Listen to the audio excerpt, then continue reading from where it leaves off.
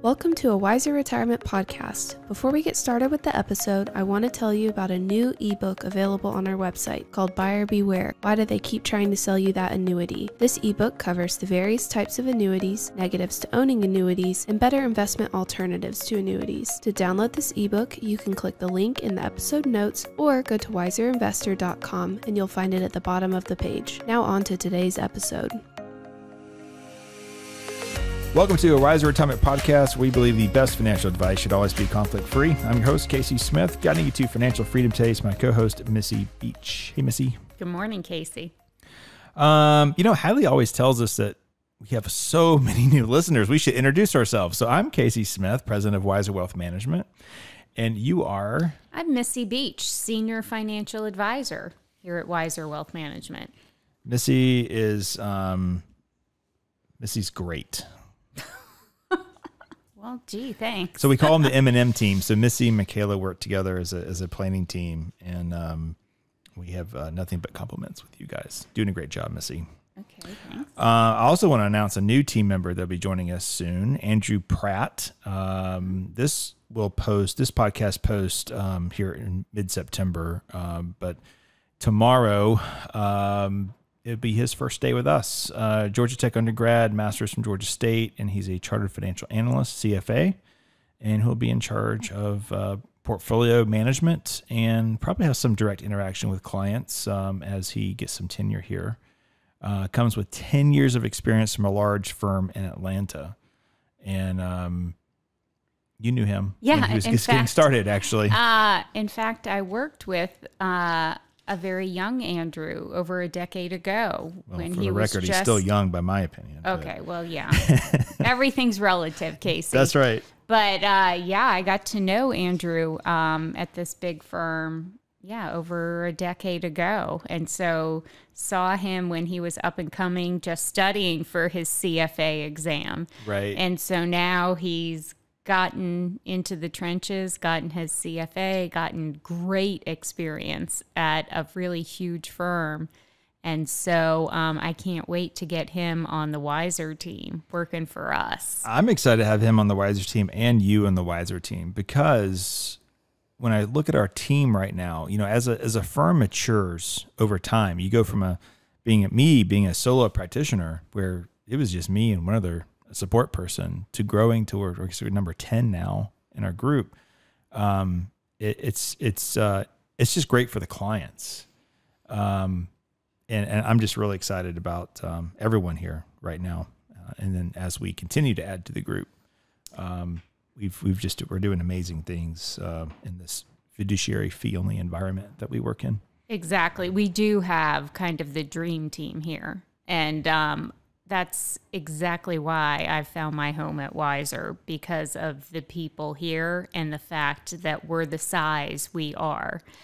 Yes, you can be too big, you can be too small, and we're in the sweet spot right now, even with continued growth. A Schwab report came out. It's a benchmarking study. So how it works is you submit, it takes like 2.5 days to compile all this data that you submit in a report to Charles Schwab. And then they, in return, take all that data, take our names off of it, and then turn around and hand it back to us and say, this is how you compare to other firms in your space.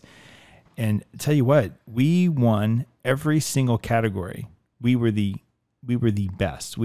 Average firm grew over the last 5 years at 17%. We're growing at 37%, mm-hmm. Right? Now our marketing budget was almost 10 times what others are spending, but there's just a lot of sleepy mid-sized firms out there that are sitting there scratching their heads going, how do we get new clients?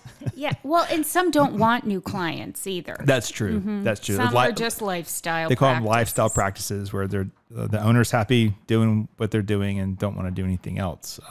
But that's kind of scary too, in my opinion. I did not want to be part of a lifestyle practice because I think sometimes they get complacent and I worry, are they up to date on new trends and planning strategies, or Right. are they just doing it the way that it's been done for the past however many decades?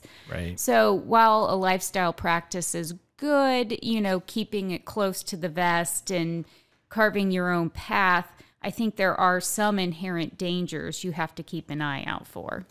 True. And just to be clear, those metrics that were measured against are business operation metrics.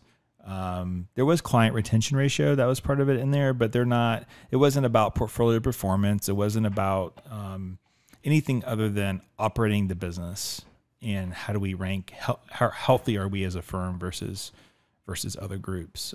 And so I was very pleased by that. I wish it's kind of like, you're beating everyone in a ballpark, but you really want to travel to that one bigger ballpark to try the other team.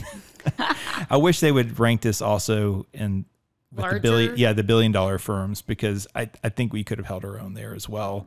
Obviously they just have bigger numbers. That's what it all comes down to. But But I think, a business's health, other than, investment returns and things like that clients typically focus on, is also really important for a client base to look at, because it shows that how to run a business and it's maintainable and we can keep it going. It's not like we're flying by the seat of our pants and just kind of chaining it along day to day. So that's what gives me comfort in working here at Wiser, knowing that, okay, look, the Schwab study shows that we're doing all the right things and we're kind of paving the way for our category.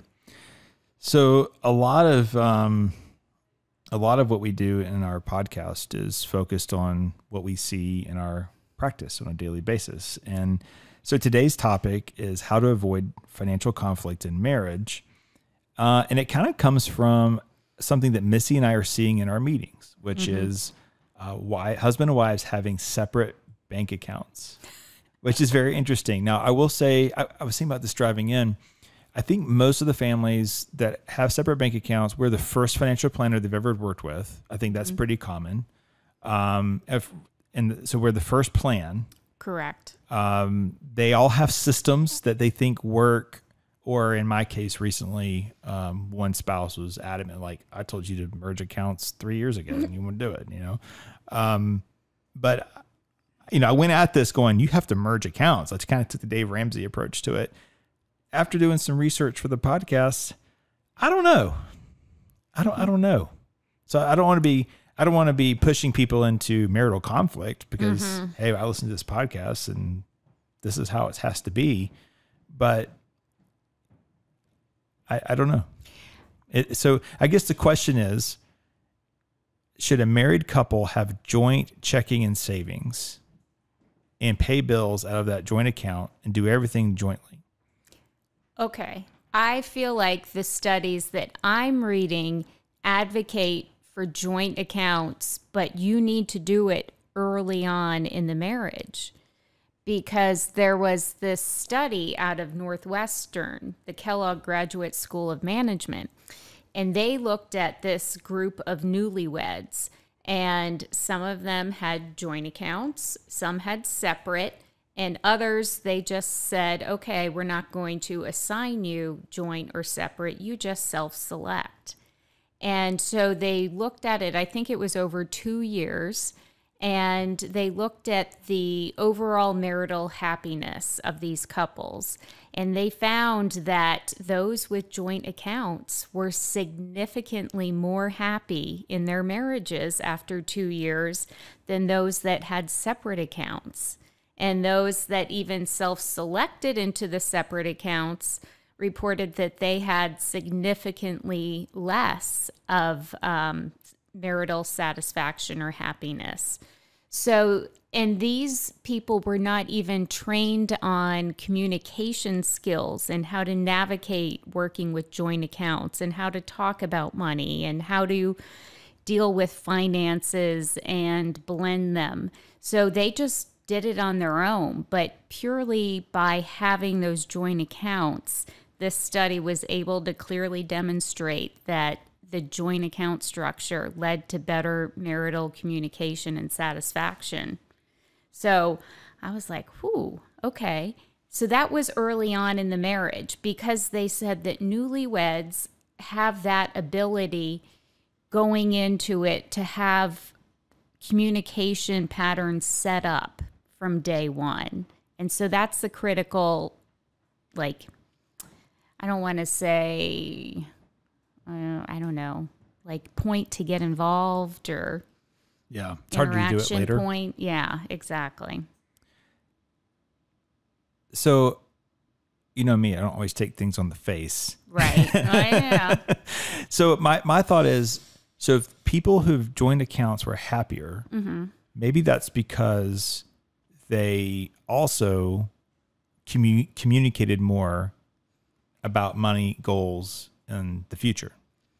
I think that is it. Because I think even the structure where you have like a joint account and then a his and a hers still allows for outside, decisions and purchases. Yeah. So even if you're putting money into that joint account to pay bills, you're still maintaining that like, ooh, this is mine, that's his.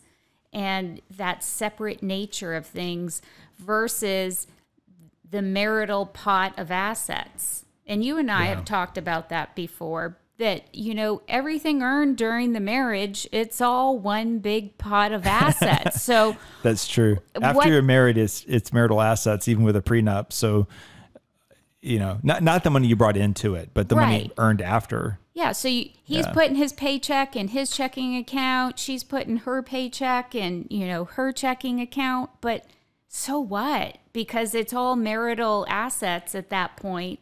Or maybe it doesn't matter at all. There's a book called Freakonomics. There's actually a video or a movie, short movie or documentary, I guess, about it.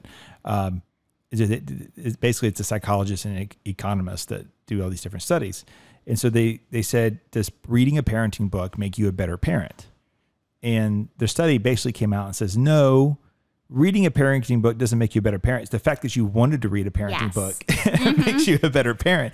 So maybe the fact that you have great communication and have goal planning with your finances is what makes marriage happier versus having separate accounts. Because typically when we think about it, when we see separate accounts, it's usually because, well, she's a spender or he's a spender. Yeah. He won't let me spend a nickel on anything. Yeah. Right. So, exactly. So maybe we're asking the wrong question, but in the end, what we find is that people have joint accounts. You can't imagine the stuff that I read in prepping for this. It's like some families, if you make 30% of the household income, you contribute 30%. You pay 30% of the bills, and then the other person would contribute 70% of the bills because they make more money, and you keep your percentage difference, and that's your money. I don't understand how that's even being married. Oh, I know.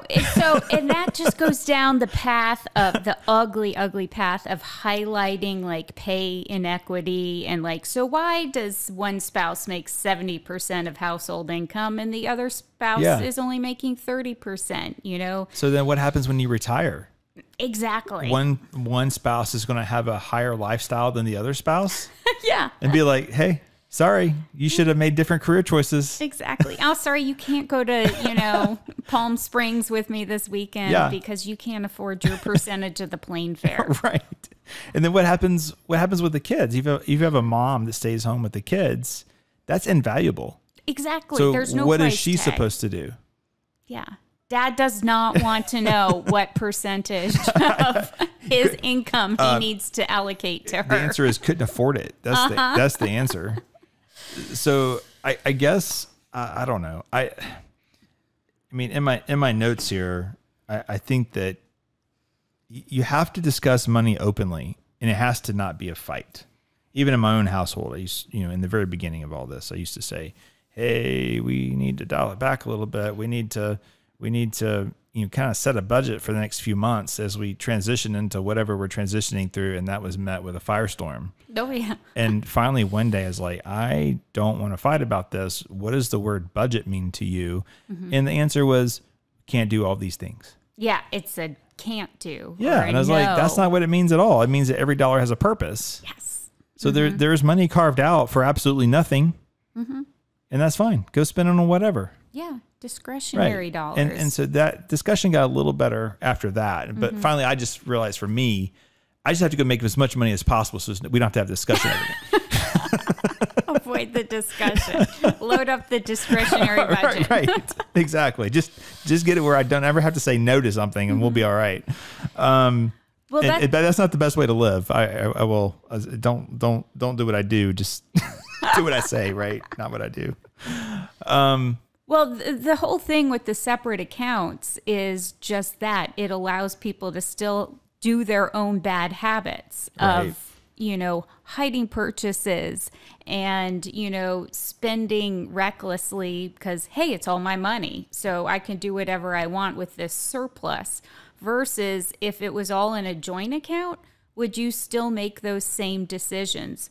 Would you still go buy that $1,000 purse if that was joint money versus your own money? I haven't seen too much of that attitude. I have a few times. The few times that I have has been the same. It's been men saying, "This is my money. I make this money." She does her little $20,000 job. She can do whatever she wants. Yeah. But they also say, "Why do I need a will? I'm dead." And they also say, "Why do I need life insurance? I'm not here." Yeah. Mm-hmm. And so that's the conversations when the wife excuses herself to the bathroom eventually in every meeting we have. Someone goes to the restroom, it seems like. And that's when I look and I said, "Hey, you're not living up to your responsibilities." And we have a little man-to-man talk. I've only had 2 of those in 23 years. But it's like, dude, step up. Like, yeah, you got married, you had kids, like there's responsibilities. Why are you only thinking about you? But again, that person's not listening to this podcast. No. But yeah, I think that it comes back to, I don't want this to be an infomercial for financial planning, but meeting number 2, our design meeting, that is when everyone can get on the page with how much needs to be saved or how much debt needs to get paid off, right? And you make it a goal that you do together, you celebrate together, and then eventually you're really succeeding together because you did it together. And typically there's one person that has to be the accountability partner. And you have to understand as a human being that I have this weakness, happens to be in this particular financial aspect of my life, but my spouse is going to make sure that I get there. We had a planning meeting yesterday where the wife is second marriage, but the wife is like, "I'm not going to marry you with all this debt." Yeah. So what's the plan? And he's like, "Well, I'm not going to not go eat out." And so, but they worked together. And he eliminated hundreds of thousands of dollars worth of debt. Awesome. Because that was the deal to get married, and they did it.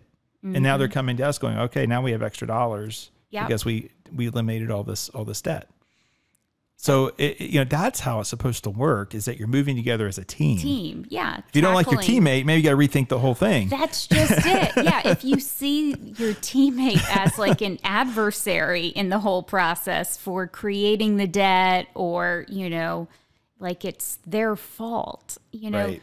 It's a fact at that point, it's in the liability column. So you have to decide how you're going to deal with it. Right. And you should partner up with your partner and make a plan of attack. Communicate about it. And that's where a third party comes in. We're not counselors in this area, but we are. Yeah, let's figure out a plan to deal with it. I tell every finance major, if you can take psychology classes, take it, because I feel like we spend 30% of our time is probably spent on educating and helping people get over hurdles. Yep. That's, And that's what I tell our clients too, is we don't tell you what to do. We show you the outcome of what it looks like, of whether you do something or not. So if you enter retirement with hundreds of thousands of consumer debt, your cash flow is going to be just beholden to that debt. And that's not viable long term. But if we work on whittling down that debt over the next few years, suddenly you've got thousands of dollars a month freed up, which you used to send to all these debt servicing places. And now you can save that for retirement. And they're like, holy cow, I never thought of it like that. I've just been paying all these credit card bills and student loans and car payments. Retirement's about cash flow. We talk about that all the time. I mean, this is episode 184, by the way. Wow. So I'm pretty sure on at least 60 episodes, we've said retirement's about, it's all about cash flow. Not less about even rate of return, just Just so less money out, the less money you have to have coming in. It's really simple. But people just, well, I've always paid a mortgage. I've always had a car note. I've always had a little bit of personal debt. I know. And that's not how you win. They're just used to it. Yeah. Used to always, trading in a car and getting a new car payment. And no, stop the cycle. So you have to build like your family financial values. In our planning process, we create like a family mission statement centered around finances a little bit, or I guess a lot, because it takes dollars to make dreams come true in most cases. So a lot of times, it's to build a financially secure future while traveling the world and helping others. I think that is a lot of times the generic term that we'll come up with for families entering retirement, right? And so you think about that and you live by that. We create a plan based on that, and so that's understanding what your value system is and what's important to you and where you want your dollars to go. And I think that's something that spouses have to talk about, and it can't be a fight. It has, no. And sometimes in a planning meeting, a lot of that can come out and everyone gets on the same page. And then when there's conflict, they'll call me and say, this is what we're struggling with. And I say, well, the data says this is what you have to do to achieve these things. And then everyone's like, oh, okay, I got it. Yeah. When you bring in the data. Yeah. And then occasionally we have a spouse or two that will say something along like, I want to spend it all. I don't understand why we have to have this money. And occasionally there's people you just can't reach. They just don't get it. Oh, and they would have nothing if it wasn't for the other spouse. But if left on their own, they probably would have nothing because they would spend it all and wonder what happened. Exactly. Blame the system. Yeah. The whole probability of success and forecasting is lost. Yeah. Another thing is like addressing power imbalances. So just because you make the most money in the family and the other spouse makes nothing or brought debt that you paid off, you have to reconcile that as you are one cohesive unit now. Yes. There is no, I'm going to do this because I can, and your spouse is just along for the ride. There needs to be a discussion to the point where there's compromise somewhere. Oh, absolutely. And I tell maybe that second spouse, you don't have to be a financial expert. You don't have to be able to explain this in great detail to anybody, but you have to have a working knowledge of where your accounts are and know who Wiser is, who your custodian is, and your basic account structure and how much you're spending and, how long you're working. Just a cursory overview of everything. Just like I'm not an expert in whatever you do for a living, Mr. Client, you don't have to be an expert in your financial plan, but you've got to understand the basic underpinnings. For those, stay-at-home moms out there, I will say that, that was more common back in the World War II generation. Yeah, the baby boomers and so those are my favorite women to work for. They named themselves the Wiser Women. They were widows. Their husbands had passed away. We would do quarterly lunches with them, and we still have a Wiser Women category. Our widows here get categorized as Wiser Women, but they're less social now. I think that COVID had a lot to do with ending all those programs we used to do. But what I found was the ones that managed the household finances, they were so sharp, even in their late 80s. They were so sharp. And the ones that kind of just existed and didn't really do much, didn't know anything about the finances, like we literally had to help them with bill pay and all those things after her husband passed away, were much more mushy. Yeah, not very as sharp. Sweet, but very mushy and things. And so it's really good. It's a really good idea that both people be involved in finance. Maybe one's just paying all the bills, but you have to understand what's happening, what's going on, and be active. Yeah, just talk about it once a month. Get a state of the union for the family. Another thing I'll add is, I think this would go without saying, but there's some crazy relationships out there. Is it no secrets? Oh gosh, you can't be ordering Amazon packages and hurrying home to get rid of them before your spouse sees them. No, because they'll see the boxes in the recycling. Right. You just need to have some accountability and own up to it. Yeah, there are no secrets in this day and age. That's true. Yeah. So, yeah, don't be keeping secrets, running behind the scenes. Just, no. And, but also on the other side, what? you know, you gotta listen. Maybe this is really important to that person. True. You know? And you know, Casey, I work with a lot of divorced women clients, right? And I tell them, I said, there are no secrets when you look at a tax return. This is where we see all those accounts that maybe you didn't know about that are generating dividends and interest or sales. And right. So the tax return doesn't lie.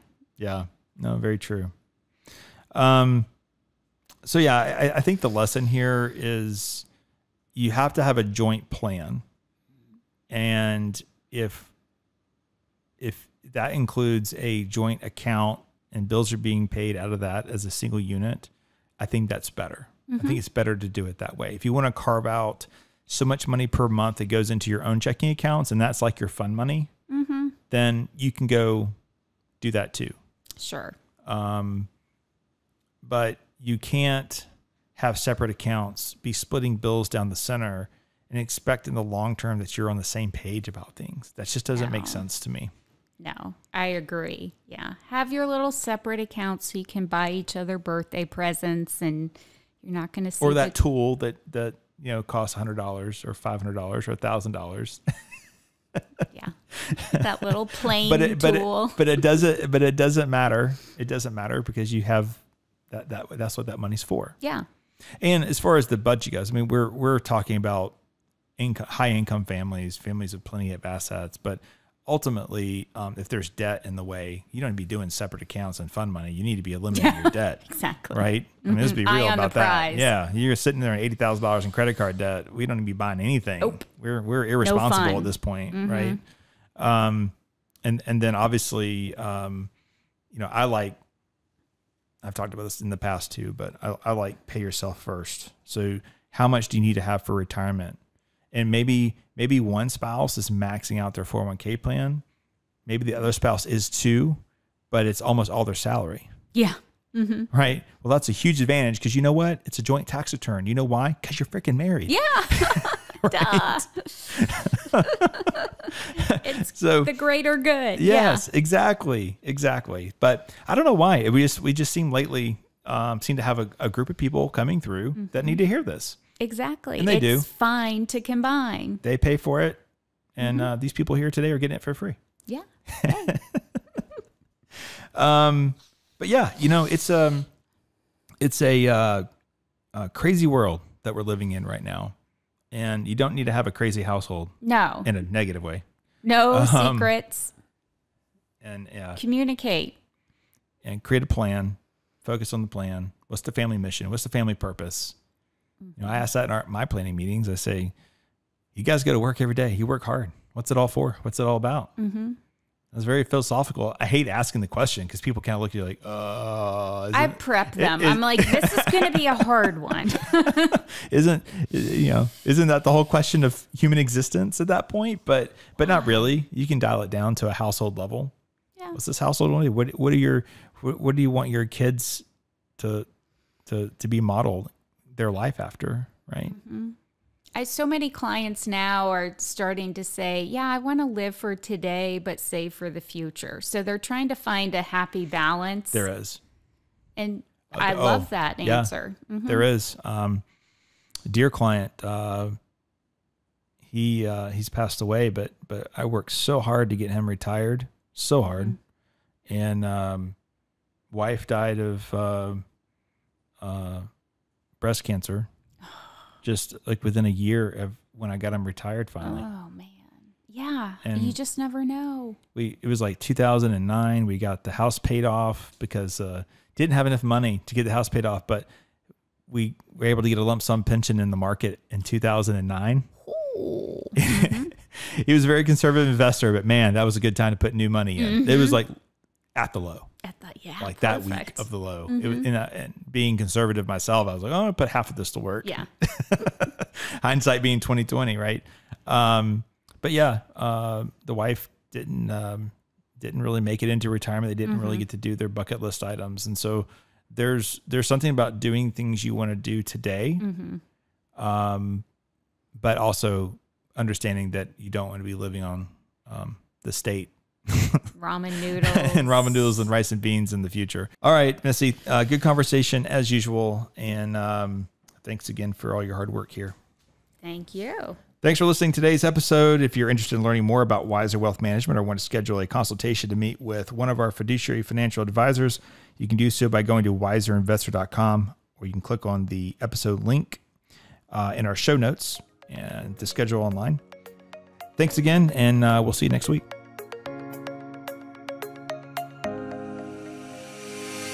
Thanks for listening to a Wiser Retirement podcast. We hope you enjoyed today's episode. Make sure to subscribe wherever you're listening. That way you don't miss any new episodes. We'd also appreciate if you could leave a rating and review. If you have any questions about anything that was discussed today, head to wiserinvestor.com and reach out. This episode was produced and edited by Ken Hoadley.